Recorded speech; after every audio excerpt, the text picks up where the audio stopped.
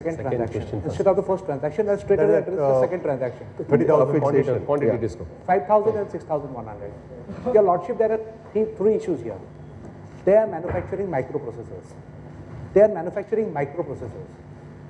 There is a long-term contract of 3 years with Encrypt, by virtue of which they are contractually, Encrypt is contractually bound to perform 3 acts. One, purchase 30,000 units every year. Second, affix their logo in their laptop or in their iPad. Third is that they will be co-advertising it. For the next 3 years, whenever Encrypt advertises its product, the logo, insignia and the name of the petitioner would also be there. So what are the consequences or benefits accruing to the petitioner from these three?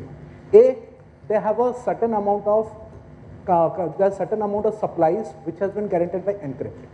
Second, they have a free branding arrangement by virtue of which Encrypt, being one of the leading laptop manufacturer, many people will be seeing their logo also when they are using Encrypt.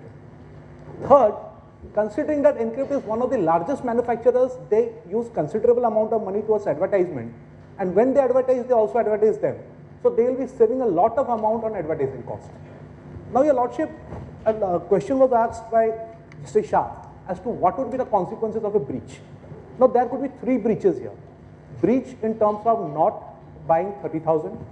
Then in that case, as my learned friend said, possibly, depending upon what are the contractual arrangements, they may seek damages or loss of profit to that extent. Second is, let's assume for a moment, Encrypt stops affixing their brand name. What would be the consequences? Because here they have taken a case that other manufacturers also, without any obligation, contractual obligation, are affixing. Now there are 2 situations, say Encrypt and say X.